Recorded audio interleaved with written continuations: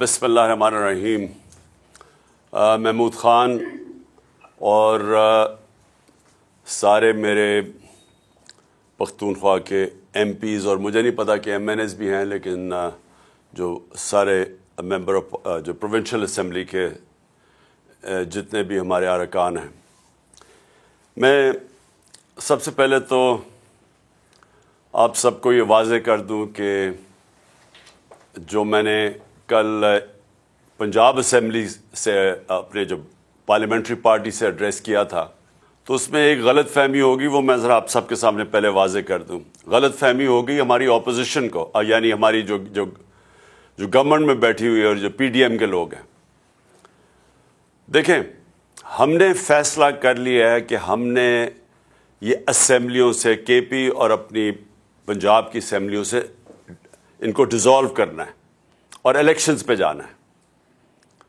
ہم نے صرف ان کو پی ڈی ایم والے لوگوں کو ان کو ایک پیغام دیا کہ دیکھیں 66% پاکستان میں الیکشن ہوگا جیسے ہی ہم اپنی یہ دو اسمبلیاں ڈیزالو کریں گے۔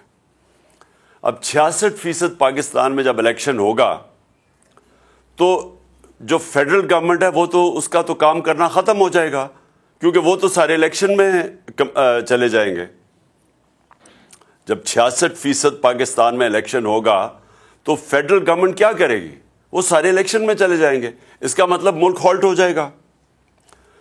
اب میں نے ان کو یہ سمجھایا، کل کوشش کی، اور میرے خیال میں غلط پیغام چلا گیا کہ دیکھیں، میں ملک کے لیے آپ کو آفر کر رہا ہوں، الیکشن تو جب بھی ہوں گے وہ انشاءاللہ چاہے اکتوبر میں ہو چاہے اگلے اگست میں ہو، انشاءاللہ تحریک انصاف نے تو اب جیتنا ہے۔ وہ جیتنا اس لیے ہے کہ لوگوں نے جو ان کی کارکردگی دیکھی ہے پچھلے 7 مہینے میں، لوگ تو یعنی ان سے اتنا متنفر ہیں کہ یہ باہر ہی نہیں نکل سکتے۔ یہ جدھر پبلک کے اندر جاتے ہیں ان کو چور کے نعرے لگتے ہیں۔ ملک تو یہ کسی ایک شعبے کے اندر ملک میں کوئی فائدہ نہیں ہوا، یعنی کوئی امپروومنٹ نہیں ہوئی، بلکہ ملک تو نیچے جا رہا ہے۔ سارے جو ان کا جو اپنے 2 بڑے فائنانس منسٹرز جو ان یہ لے کے آئے تھے اور یہ تجربہ کار لوگ تھے، وہ اب آپس میں لڑ رہے ہیں۔ وہ جو مفتاح اسماعیل ہے، وہ جو پہلا فائنانس منسٹر ہے، وہ تو اب یہ کہہ رہا ہے کہ یہ ڈیفالٹ کی طرف لے کے جا رہا ہے اسحاق ڈار، اور اسحاق ڈار کہہ رہا ہے کہ اس نے کچھ کیا ہی نہیں ہے جب وہ فائنانس منسٹر تھا۔ دونوں ہی سچ بول رہے ہیں، دونوں ہی سچ یہ بول رہے ہیں کہ ملک جا تو ڈیفالٹ کی طرف رہا ہے، اور دونوں نے کچھ نہیں کیا سوائے سٹیٹمنٹس دینے کے اور ہمارے اوپر تنقید کرنے کے۔ ان کے پاس تو اب کوئی روڈ میپ ہی نہیں ہے اس ملک کو بچانے کے لیے۔ اور جو باہر کی بھی فائنینشیل مارکیٹس ہیں اور پاکستان کے اندر بھی جو بزنس کمیونٹی ہے، ان کو پوری طرح اعتماد ان کے اوپر اٹھ چکا ہے۔ وہ سمجھتے ہیں کہ اب ان کے پاس کوئی اب حل ہی نہیں ہے، کوئی روڈ میپ نہیں ہے، تو لہٰذا ملک کا جو معاشی حالات ہیں وہ بڑی تیزی سے نیچے جا رہے ہیں۔ اور کوئی بھی شعبہ، بزنس لے لیں، انڈسٹری لے لیں، زراعت لے لیں، آئی ٹی لے لیں، ایک اس وقت ملک کے اندر جو اس ملک کو ویلتھ کریشن کر سکتا ہے، دولت میں اضافہ کر سکتا ہے، ایک بھی نہیں ہے شعبہ جو کہ ان کی جو اب اس حکومت کے اوپر اعتماد رہ گیا ہو۔ تو نہ اندر سے کوئی اس کے اوپر اعتماد نہیں رکھتا ہے، نہ باہر سے۔ 75% پاکستانی کہہ رہے ہیں الیکشنز کرواؤ، کیونکہ وہ بھی یہ سمجھ گئے ہیں کہ گورنمنٹ فیل ہو گئی ہے۔ تو اس میں ہم نے صرف ان کو یہ کہا کہ ہم تو یہ کرنے جا رہے ہیں۔ اب آپ کو اگر ملک کی فکر ہے تو آپ اس وقت کیونکہ ملک آپ سے سنبھالا نہیں جا رہا، ملک جا رہا ہے ڈیفالٹ کی طرف، تو آپ بھی الیکشنز کروا دیں، ایک جنرل الیکشن ہی ہو جائے، بجائے یہ کہ 66% پاکستان میں ہوگا۔ یہ میرا مقصد ان کو کہنے کا تھا۔ باقی ان سے بات چیت کس چیز پہ ہوگی؟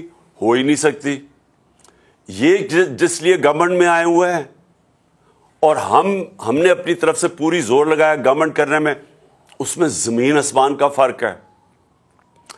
ان کا صرف گورنمنٹ میں آنے کا مقصد کیا تھا؟ اپنے چوری معاف کروانے کے لیے. پہلے ہی اپنی چوری معاف کروا چکے تھے جنرل مشرف سے این آر او لے کے. اب یہ دوسرا این آر او انہوں نے لیا ہے, وہ بھی بدولت جو ان کے ہینڈلرز تھے انہوں نے ان کی وہ سہولت کار بنے ان کو دوسرا این آر او لینے کے لیے. اور جنرل مشرف کو جو سب سے بڑی تنقید ہوئی تھی وہ اس کے این آر او دینے پہ تھی. باقی تو جنرل مشرف نے ان دونوں پارٹی سے ملک کو بہتر چلایا تھا.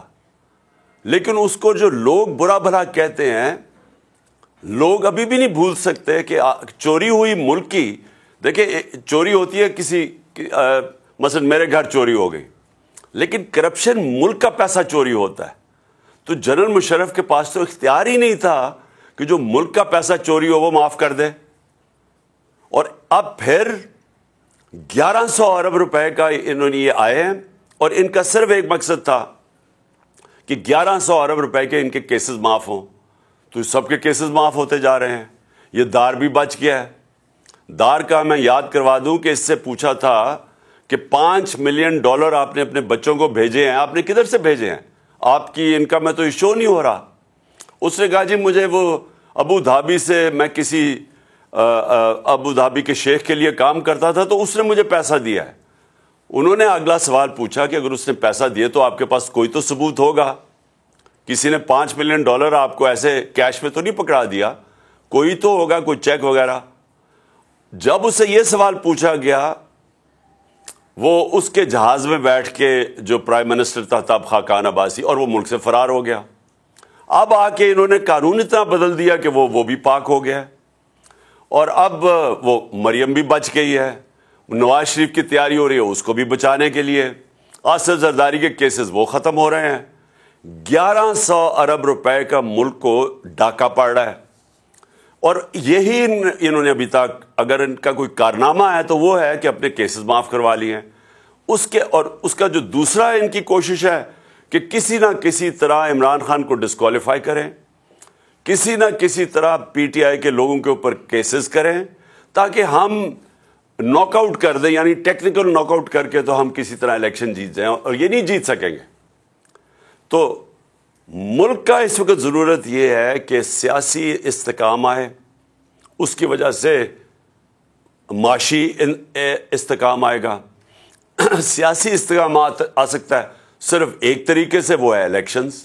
اور اسی لیے آج 75% قوم اس چیز کے اوپر آ گئی ہے کہ الیکشنز کے علاوہ کوئی دوسرا راستہ نہیں ہے.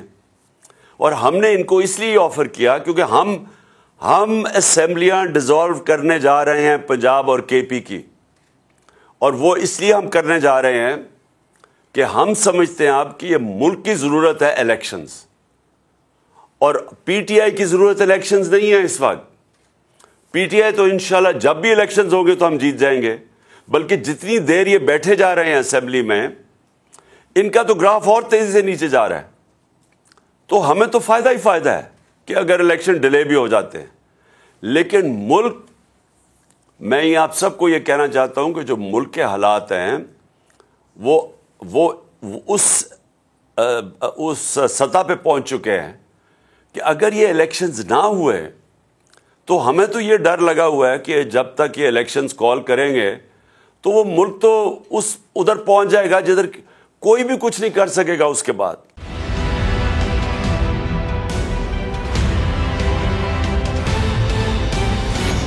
دیکھیں بھائی کیوں چل رہا ہے یہ تو میرے خیال ہے سب جانتے ہیں, ٹھیک ہے نا. یہ کیس کو آپ یوں سمجھ لیں کہ جعلی کیس جو ہے اس طریقے سے کہ یہ انہوں نے ہم پہ چیٹنگ کا, فراڈ کا 420 کا ایک مقدمہ بنایا, ٹھیک ہے جی. یعنی کہ ہم نے کسی کو چیٹ کیا. پورے پاکستان, پوری دنیا ان کو ایک آدمی ایسا نہیں ملا جو یہ کہے جی ہم نے ان کو چیٹ کیا. تو اسی لیے ان کے تفتیشی آفیسر نے بعد میں وہ اسٹیٹمنٹ جمع کرایا. وہ اسٹیٹمنٹ یہ نہیں تھا کہ جی ہمارے خلاف ایویڈنس نہیں ملا, وہ اسٹیٹمنٹ یہ کہ جی کوئی کرائم ہی نہیں ہوا. سوچیں آپ ظلم, اور یہ اس قسم کا جعلی کیس تھا. اور دوسرا جو فراڈ کا مقدمہ ہوتا ہے نا 420 کا, اس میں شخصی ضمانت پہ جو ہے نا ضمانت ہو جاتی ہے. کوئی بھی جا کے اپنا آئی ڈی کارڈ پہ ضمانت کرا لیتا ہے. اس پہ آپ نے 18 مہینے 1.5 سال جو ہے ہمارے مطلب ہماری ضمانت نہیں ہوئی. اور ہم کون, ہم وہ جو اس وقت $432 ملین کی ٹوٹل آئی ٹی ایکسپورٹ تھی پاکستان کی، اس میں سے $355 ملین ہم کر رہے تھے بھائی. 82% کی آئی ٹی انڈسٹری ہم تھے. یہ 50 دفعہ ہم نے کہا ہے، پھر کوئی کوشچن کر لینا. جب آپ ملک میں پیسہ لانے والوں کے ساتھ یہ کریں گے، پھر وہی ہوگا جو اس وقت ملک کی اکانومی کا حال ہے. اور شخصی ضمانت والے اس کیس کے اندر 1.5 سال یار. اور خالی یہ نہیں ہے میرے پہ مقدمہ کرنا تھا، آپ کرتے. آپ نے میری کمپنی بند کر دی، آپ نے گاڑیاں سیز، اکاؤنٹ بند، آپ نے ہر چیز، میری ماں کی ایف آئی آر کاٹ دی، بیٹی کی ایف آئی آر کاٹ دی. یہ ہوتا ہے یار کہ جعلی کیس کی بھی کوئی ایک عجیب و غریب کی فارم ہے. مطلب آپ سمجھیں 11 ججز نے بھائی نوٹ بیفور می کیا ہے ہمارے کیس میں، تبھی وہ 1.5 سال تک چلتا رہا ضمانت کا مقدمہ. ایک دفعہ تو یہ ہوا کہ بھری عدالت میں ہمیں باعزت بری کر دیا اور 2 گھنٹے کے بعد فیصلہ آیا جی نوٹ بیفور می. لیکن اس میں کوئی ایسی مسئلے والی بات نہیں ہے. جو لوگ بھی حق پہ کھڑے رہتے ہیں نا، ڈرتے نہیں ہیں، بکتے نہیں ہیں، جھکتے نہیں ہیں، ان کے خلاف یہ کیسز ہوتے ہیں بھائی. سمیع صاحب یہاں کھڑے ہیں، ان کے خلاف ارشد شریف، اور آپ دیکھیں عمران ریاض، عمران خان صاحب کو آپ دیکھ لیں. یہ ان ایسے لوگوں کے خلاف یہ کیس ہوتے ہیں بھائی. اگر آپ حق پہ کھڑے رہیں گے اور ڈریں گے نہیں، جھکیں گے نہیں، یہ جعلی کیس ہوں گے. کوئی فرق نہیں پڑتا. جانے دے دی، ایک نے جان دے دی اپنی. تو اگر پاکستان کی خاطر ہے نا، تو یہ انشاءاللہ ہم ضرور کریں گے.